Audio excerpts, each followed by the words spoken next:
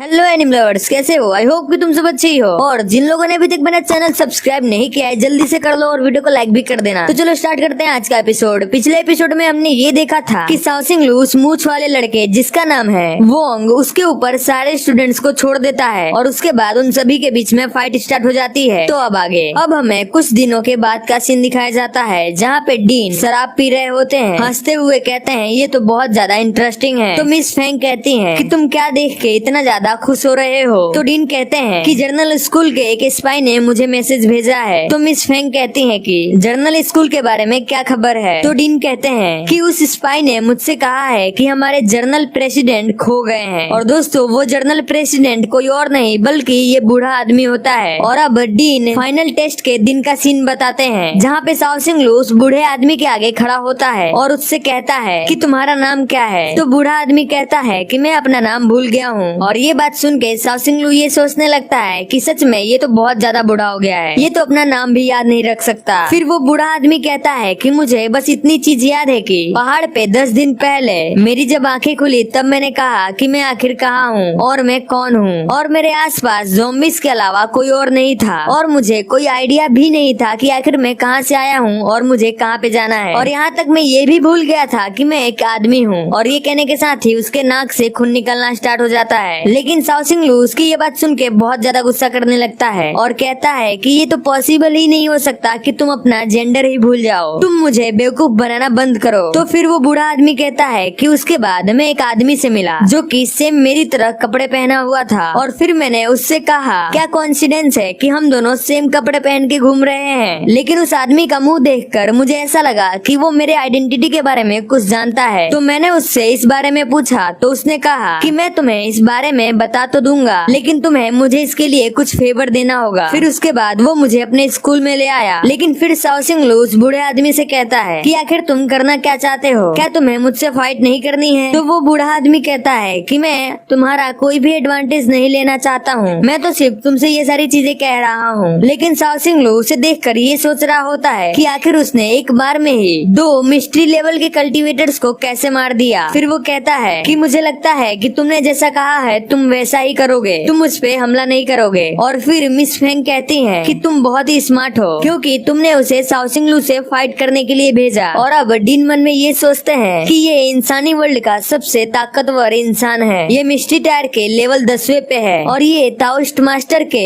Journal school के journal president हैं। ये तीनों ही दुनिया में सबसे स्ट्रॉन्ग कल्टीवेटर्स में से एक है, गॉड और डीमन इंपीरियर मीसी के बाद। और ये सिर्फ अपने ताकत के 10वें हिस्से से ही शाओसिंग लू को मार सकते हैं। उसके बाद मिस फेंग कहती है कि शाओसिंग लू तो अब गया। लेकिन डीन मन में ये सोच रहे होते हैं कि हाँ मैंने जैसा सोचा था ये वैसा ही हो रहा है, मेरे पास कोई और ऑप्शन नहीं है क्योंकि यहाँ पे शाओसिंग लू को मारने के लिए काफी सारे लोग आए हैं। मैंने कोशिश की कि मैं इन लोगों को डायरेक्ट आगे के राउंड में भेज दूं, लेकिन मैं ये कब तक कर सकता हूँ? मैंने जो किया है उसके बाद शाओसिंग लू सेफ रहेगा। वैसे ये बूढ़ा आदमी अपनी सारी मेमोरीज भूल चुका है और मेरे ख्याल से ऐसा ही है, लेकिन शायद वो नाटक भी कर सकता है। अब ये तो वही जानता है कि आखिर वो अपनी मेमोरी भूला है या नहीं। और अब हमें बैटल ग्राउंड का सीन दिखाया जाता है जहाँ पे सारे स्टूडेंट्स ये कह रहे होते हैं कि शाओसिंग लू हमने तुम्हें ढूंढ लिया। और उसके बाद वो सभी स्टूडेंट्स वोंग पे अटैक करने के लिए आगे बढ़ते हैं। लेकिन वोंग कहता है कि तुम्हें समझ नहीं आ रहा है कि मैं शाओसिंग लू नहीं हूँ। और ये कहने के साथ ही वो अपने वेपन से उन सभी के ऊपर अटैक करता है। लेकिन वो बहुत सारे होते हैं जिसकी वजह से वो लास्ट में थक जाता है और जमीन पे बैठ जाता है। लेकिन फिर वो कहता है कि मैं ऐसे नहीं हारूंगा। और उसके बाद वो अपनी फुल पावर का इस्तेमाल करके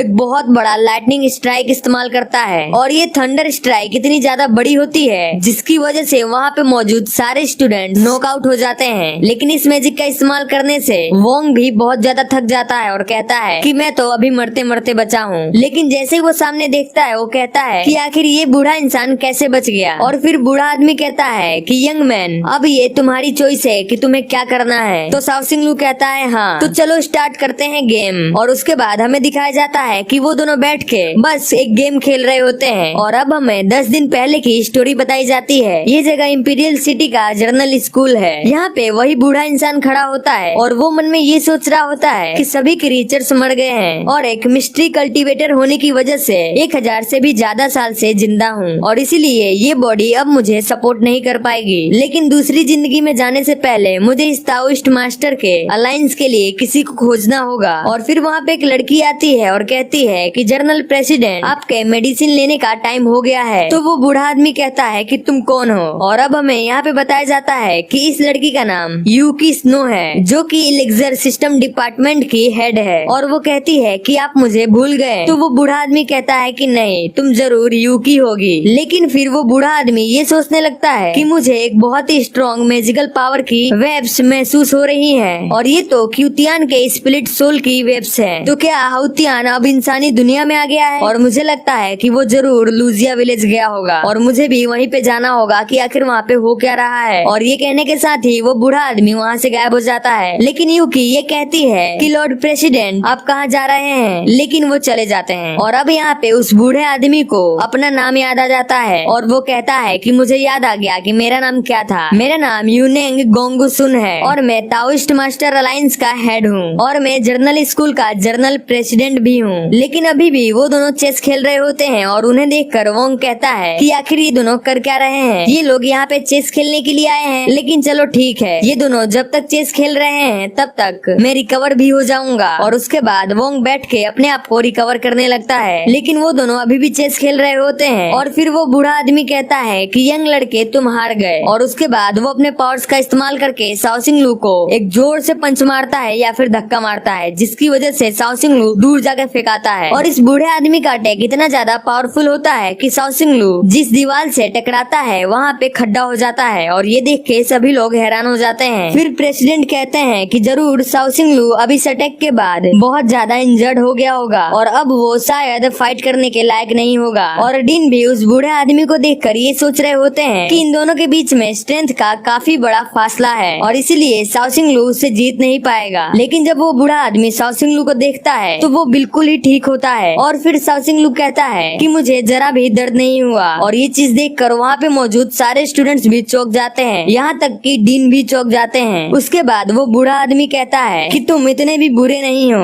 और अब हमें कुछ देर बाद का सीन दिखाया जाता है, जहाँ पे वो दोनों फिर से चेस खेल रहे होते हैं, यानी कि उन दोनों में ये शर्त लगी होती है कि जो भी हारेगा उसको सामने वाला एक बार हिट करेगा। अब यहाँ पे शाओसिंग लू उस बूढ़े आदमी से कहता है कि मुझे लग रहा है कि इस बार तुम हारने वाले हो। और फिर बूढ़ा आदमी कहता है कि शायद तुम सही कह रहे हो, मैं सरेंडर करता हूँ। लेकिन वो मन में ये सोच रहा होता है कि ज्यादा खुश मत हो, क्योंकि इस गेम को जीतने का कोई फायदा नहीं है। मैं तुमसे बहुत ज्यादा स्ट्रॉन्ग हूँ, अगर तुम मुझे एक टाइम में 100 पंच भी मारते हो तो भी मुझे कुछ नहीं होगा। और फिर वो बूढ़ा आदमी कहता है कि चलो देखते हैं कि तुम आखिर क्या कर सकते हो। तो शाओसिंग लू अजीब सा मुंह बना के कहता है कि तुमने सभी के सामने इस फील्ड में मुझे पनिश किया था, तो बूढ़े इंसान अब मेरी बारी है। और फिर मो उसे देखकर ये कहता है कि आखिर ये कर क्या रहा है। और अब वो दोनों यानी कि शाओसिंग लू और वो बूढ़ा आदमी फाइटिंग के लिए तैयार हो जाते हैं। लेकिन फिर प्रेसिडेंट कहते हैं कि रुक जाओ, क्योंकि अभी अभी उस बूढ़े जेंटल आदमी ने कहा है कि वो सरेंडर कर रहा है, और रूल्स के अनुसार उसने फाइट करने से पहले ही हार मान ली है। लेकिन बूढ़ा आदमी प्रेसिडेंट की ये बात सुन के बहुत ज्यादा चौंक जाता है, और फिर उसको याद आता है कि हाँ, जब शाओसिंग लू ने मुझसे कहा था कि तुम बस अब हारने ही वाले हो, तो मैंने कहा था कि हाँ तुम सही हो, और इसीलिए मैं सरेंडर करता हूँ। और इसी बात पे इन लोगों ने मुझे सरेंडर करवा दिया। ये तो बहुत ही गलत बात है। ये यंग लड़का तो सच में बहुत ज्यादा स्मार्ट है। और फिर यहाँ पे शाओसिंग लू हंसता हुआ कहता है यस, मैं तो जीत गया। और इसी के साथ हमारी इस एपिसोड का यहीं पे दी एंड होता है। अगर आपको वीडियो अच्छी लगी हो तो प्लीज लाइक करना ना भूलें, और चैनल को सब्सक्राइब भी कर ही लेना।